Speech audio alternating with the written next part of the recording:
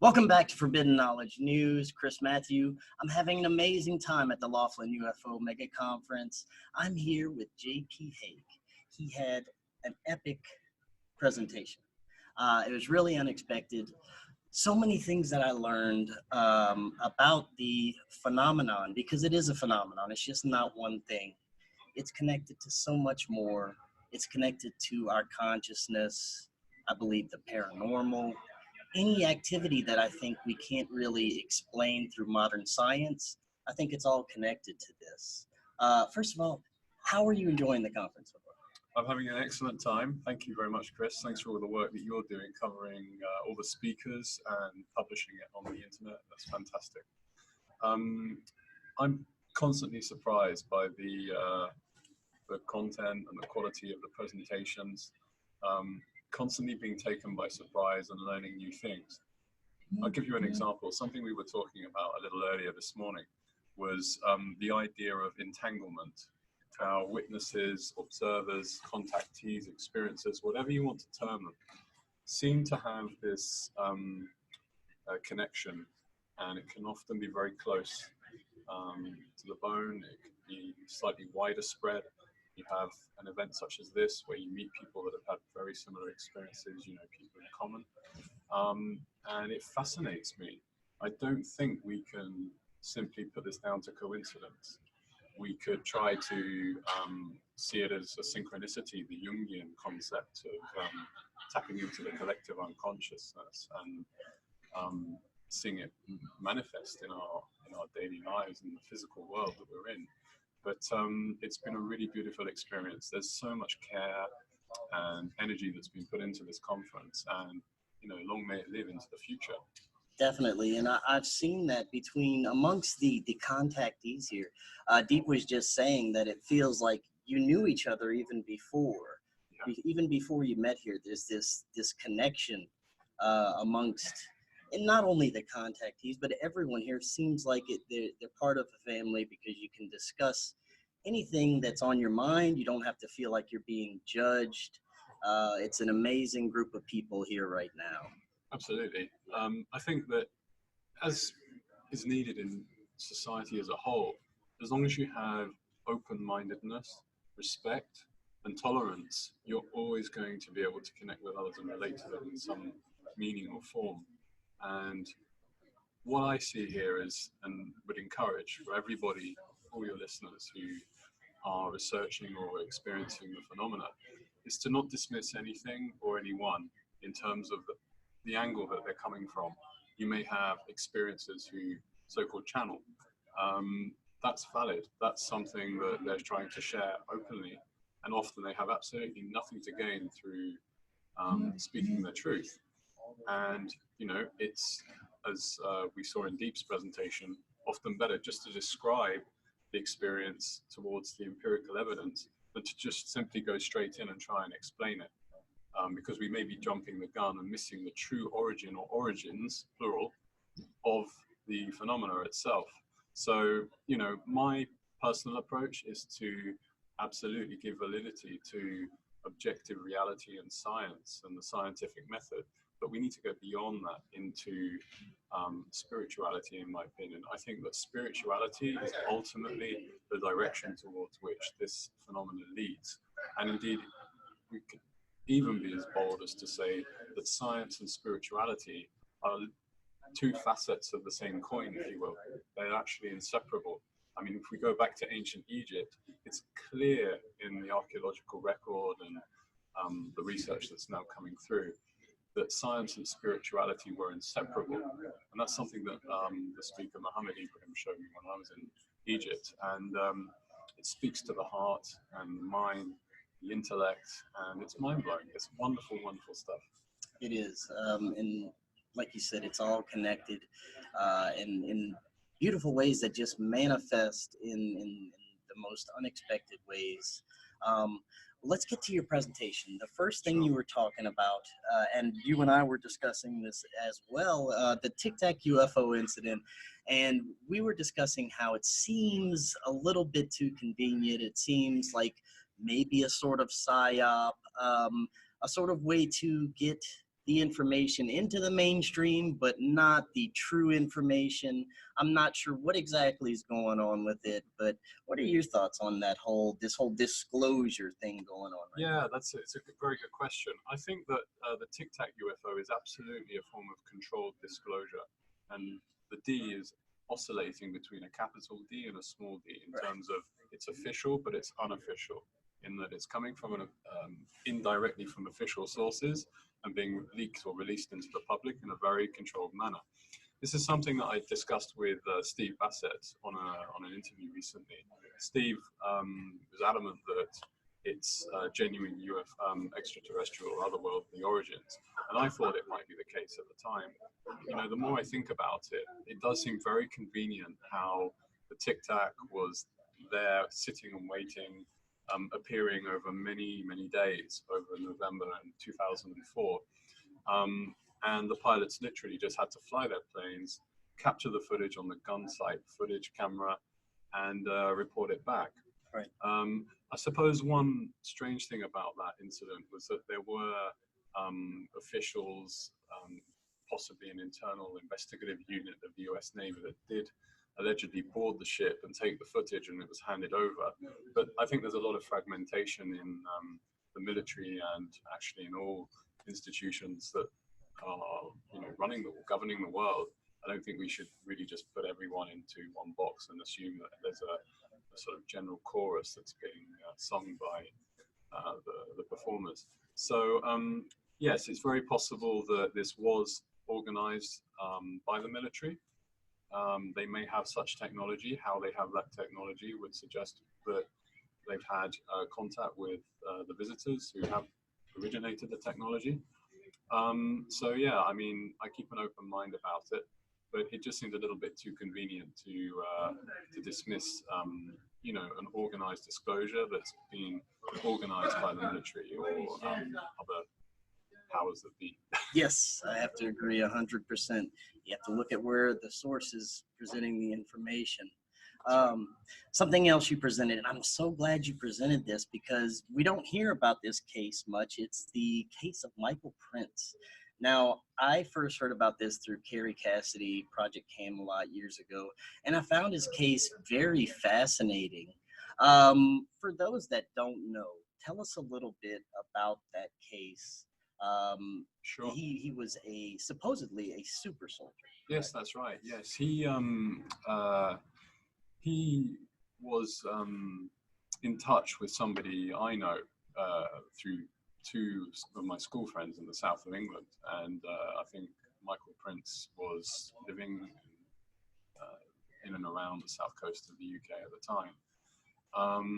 I never met the witness of the case that we're talking about, and the case that we are talking about is footage allegedly shot by a former or current British intelligence officer who basically was waiting for an interception by a craft with several beings aboard that craft who were tall, white, pale-skinned beings, 8 to 10 feet tall, purportedly recovering the body of another extraterrestrial or other being that was being transported by a smaller plane from a local Navy base on the south coast of England. And the crash happened at a place called Goodwood, which is very close to where I grew up. And I had heard about the incident many years ago, but didn't really read into it too much until I saw one of the main protagonists, who is a friend of several friends of mine, who claims he's had several types of experiences such as this, and he is connected to Michael Prince, who is this alleged former super soldier. What's curious about Prince, as I highlighted in the presentation, is that he has links to this so-called reptilian species. He says that the head of the human representative of the species, who is basically human but with a preponderance of reptilian DNA compared to the general population, if this theory is accurate, is a former multi-billionaire and head of a supermarket chain, Hank Meyer. We do know that he married Hank Meyer's daughter, Heidi Meyer, which is really curious. He is serving a 12-year jail sentence for allegedly harassing her. I don't recall the details specifically as to how that came about, but there are these very strange connections, and the claims that he made are, you know, could be said to be far-fetched until you actually see the bigger picture. And as I said, I personally know one of the witnesses. I've seen the video footage. I know the local or the region where this happened. And the footage is grainy, but there's something compelling about it when you look at the movement of the beings who are walking in a synchronistic fashion around the airfield. You can see a bright craft from which the alleged reptilians have exited. You can see the emergency services lights flashing, and you can see what appear to be just normal people standing observing them in frozen manner. They're just so scared or unaware as to what they're really actually seeing in that point in time. So it was a very curious case. It happened somewhere very close to home and to the heart, and I wanted to include it just to put it out there, see what people think. As I mentioned, we're each the arbiters of truth, but to get to the truth, we need to open our minds and dismiss nothing. Definitely. And I would highly recommend try and find some of the interviews that Carrie Cassidy did with Michael Prince. Very fascinating stuff that he talks about. Whether you believe his story or not, he sure believes it. And it's intriguing. And I think there's a lot we can learn from it. So let's start talking about your personal experience. One of your first major UFO sightings was when you were working for a prestigious law firm in the UK, right? That's right. Yeah, tell us about that. Yeah, that was my first ever UFO sighting. I mean, at the time, I was engaged to my wife, my now wife. We went to catch a film in central North London in a place called Finchley Road, which is close to a place called St John's Wood, which is just neighbouring to a place called Primrose Hill, which gives you a beautiful viewpoint and vista across London. Anyway, we were walking back from the cinema. At this point in time, we're talking about end of 2010 or the first opening month or two of 2011. And I was deeply researching the subject. I knew that there was a genuine information block concerning the release of information. But, while on a balance of probabilities, which is the civil burden of proof in the civil case of law, I was persuaded that this was happening. There was still something within me that couldn't quite believe it because it was just so fantastic. As we're walking down from a fairly high point in London down to where we lived in Maida Vale, I'm asking myself in my head, is this real or not? Because it was so frustrating. I had this conflict within me. Intellectually, I was persuaded, but in terms of belief and something more, I just couldn't quite do it. At that very moment that I asked the question in my mind's eye, in my mind, a diamond-shaped metallic object phased in and out of reality in the skyline. It was a clear, beautiful, crisp winter's afternoon, and the sun was shining, and it reflected the sun's light, which means that it must have taken a physicality. And this did this perhaps up to 5 times, in and out, like a wave, and disappeared. But unfortunately, my then fiancée didn't actually see it because she was on the pavement where there was a line of trees, and I was just on the outside of the pavement, and I could step into the road, but there weren't any cars. It was a residential area. But it was almost like there was you could almost say a telepathic interaction, that it was needed to persuade me even further, to go beyond perception and into belief. That is fascinating. Now, after this, your experiences and sightings kind of ramped up. You actually moved into a house that was haunted, right? Yes. Yeah, tell a little bit about that. Yeah, that was a strange episode of our life. I mean, so our daughter had just been born in London, and we decided to move out of central London into a home in the countryside just outside of London so that we could continue to commute into London. And that was in a town called East Grinstead. And East Grinstead is famous for the ley lines running through it. For anyone that doesn't know, a ley line is almost like an acupuncture type meridian of the planet, an energy line that runs through the planet and they've been mapped throughout the centuries by mystical groups such as the Templars and others. In other traditions, they're known as dragon lines, and they're fairly well known across the globe. So we moved into this town. In fact, we looked at a house before buying the one that we did buy, and it was an old coach house. And during the visit, which was in the middle of the day, I happened to walk into a bedroom with the owner and my wife, and noticed that the room was thick with dust, or so I thought. But the dust carried a sort of weight, began to vibrate very quickly to the extent that it then took the form of a woman in a robe, a flowing white robe. She then approached me, walked through me. I felt a warm type electrostatic energy around my face and my body, and then it was over. So I then said to the owner of the house, look, are you trying to sell us a haunted house? And she was just gobsmacked because she didn't think that this would happen. And she came clean. So I busted the seller of that house, only to end up moving into a house that was haunted, which didn't appear to me as haunted at the time we were looking at it. Right. It was only once we'd moved in. And I realized this because I'm quite sensitive to these things, but I didn't say anything to my wife. I wasn't really sure if it was going to become evident and become a problem. But in the end, it was unbelievable. There were incidences of changing my daughter at 2 a.m. in the morning. The electrics would cut out in the house and then come back on. Chairs would be pulled from underneath the newly refurbished kitchen downstairs, heavy banging underneath the master bedroom at night from the living room, walking in and out of the kitchen. You're in the kitchen, all the cupboards and doors are closed, you walk out, you come back in within 20 seconds and all the doors and cupboards are open. I mean, it was something out of a science fiction or horror film. It wasn't, I didn't feel it was negative, it was disturbing. And, you know, for many people that have gone through these kinds of things, I imagine they've gone through a similar process, but it was unbelievable. In the end, a friend who happens to be a very renowned TV psychic in Spain and Portugal, Anne Germain, you should check her out if you can, came over to our home because she lives in the same town that we were living in, and moved the spirits on. And according to her, it was the family that built the house in 1900. So they were very happy, apparently, that we'd moved in, but they weren't really listening to me when I was asking them to keep the noise down. So, Oh, wow. Yeah. I don't know how I'd react to something like that. I mean, I get nervous when my cat makes a noise in the middle of the night. So, wow, that's crazy.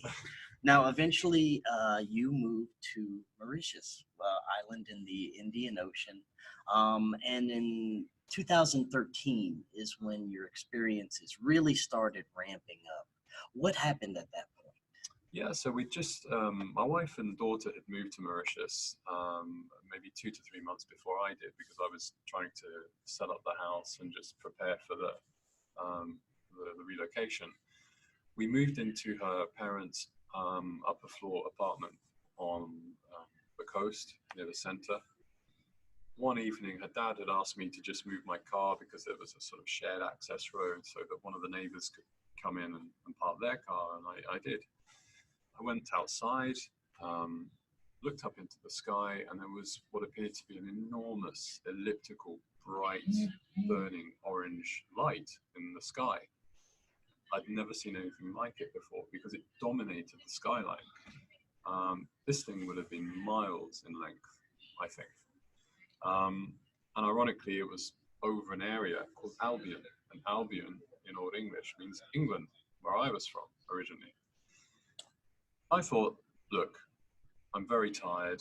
I'm possibly hallucinating or seeing things. I'm going to go to bed. I'll wake up in the morning. I'll feel better about it. I then got up the next morning, came down for breakfast in the kitchen. The radio was playing. Reports were flooding in of, you know, sightings of this UFO. So I knew that it was real, it had happened. So that was the first sighting that took place, and that was September of 2013. Once we'd moved out of our in-laws' home and into our own property in the center near the mountains, it just really exploded. It was, you know, a variety of different types of sighting, beautiful lights, And I began to start experimenting with it by trying to send mental messages, really, to That's see what I was whether, just going to ask you. Yeah. okay, there were, you know, to see, well, is there a telepathic phenomena to this because of my experience that we just talked about earlier in London? Yes. And there was. They would often stop, come closer, pulse, flash, and it was. And you'd be asking him to do this. You'd be asking him Yes. specific Yeah, requests. I could be sat on the veranda on the back. I was doing yoga often. And they would just come to me. I could be out walking in the evening, and it wasn't just me that was seeing this. It was my kids, family that would come over, and it was. I felt it was gratifying because I think that so few, relatively speaking, so few people actually have these kinds of experiences. But if it is more widespread, then people aren't coming forward. They need to come forward because this needs to be studied. So yeah, it really ramped up pretty much from the get-go, arriving in Mauritius. And eventually, you started having some trance-like encounters with beings. Yes. Tell us about the first time that happened. Well, it happened very often, but the most significant one that stands out in my mind was in 2015, and I believe that was in March of 2015, just before the birth or arrival of my son, who's now turning 5. But yeah, cut a long story short, we were again living in the center near the mountain range, and it was 4 a.m. I was having a lucid dream. I knew I was having a lucid dream. I suppose by that I mean I had a state of awareness where I knew I was dreaming, but I could remember everything. And suddenly I was aware of a large group of small beings with very pale white skin and in pale type tunics or outfits. I can't really describe it more than that. Similar to what Deep Prasad, the Yes. physicist, I hear that often too. yeah, and there were several of them. There was a warmth to the experience. It wasn't scary or frightening. There was no verbal communication. It was purely telepathic and through thought forms. I can't recall the exact content of what it was they were communicating with me, but I can only describe it as feeling like I was part of a team, that they were encouraging me and giving me instructions or encouragement of some kind. And it was absolutely amazing. It lasted perhaps 20 to 25 minutes in real time, because I woke up exactly 25 minutes afterwards and I knew exactly what had happened. I mean, the sun had just risen because the sun rises very early in the summer in Mauritius. But check this out. The strangest thing is maybe up to 2 weeks after that event, I was at a party and happened to meet one of the few master photographers living on the island, who's an Australian. And he works for big publishers, magazines such as Condé Nast and others. And he has a real eye for detail in terms of capturing images and spotting things. So anyway, he and I began discussing about the phenomena as we were looking up at the stars in the evening. And he said to me, you know what, John, it must have been 2 weeks ago from now. I was traveling back from a friend's house very early in the morning from the West Coast back to my home in the East, and I obviously had to cross the Central Plateau where you live to get there. For the first time in my life, he stopped his car because he saw something very strange in the sky, and he parked up on the motorway, no less, got out of his car, took a shot on his iPhone, and thought nothing more of it. But then we were talking about this. I then told him about the experience that I'd had at around about the same time. We then checked the photo, and it was exactly the same day and at the same time that I was having that experience at the moment before the sunrise, and it was around 4 a.m. I have that photo and the timestamp. So there was basically a metaphysical dream-like lucid dream experience corroborated or supported by physical evidence that was seen by an independent witness. That's amazing. Now, the whole time you're experiencing all this, you're also experiencing physiological changes, changes in your mental state, enhanced, I guess you could say, telepathic disabilities. All these changes started occurring, and we were talking about that. It seems to come along with this phenomenon, right? Yes, I think it does. And I would put it down to the fact that your consciousness is non-local to your body. It's somehow being increased, strengthened, and it's almost like your physical body and your consciousness are learning to coexist within a new set of boundaries or frequencies. It's probably the right word. I mean, I recall at the time when I was having these kinds of experiences, I would be walking, in a shopping mall, and my vision or consciousness was often pausing. My body would physically move forward, and I could see my physical body moving forward before my consciousness caught up with it. I mean, how do you explain that in medical terms? Or Right. it was disturbing at the time, I'll be honest. And at one point I thought I want out. Right. It was really truly disturbing. But as time went on, the body, the mind, the spirit, consciousness seemed to harmonize. But it is shocking. It does happen. I'm not the only one. I'm not unique. Speak to anyone, and they may have had an experience. I think a lot of people have had these kinds of experiences, but not many talk about it. That's the only difference. Very interesting. Yeah. Now, I'm been talking to a lot of the presenters about this. In closing, I'd like to get your thoughts on this. We were talking briefly about this as well. I feel that there's something big in our near future that's going to occur, that's going to change everything. That's going to change the way everyone looks at the phenomenon, about the world around them. I just have this feeling that something's building up to that.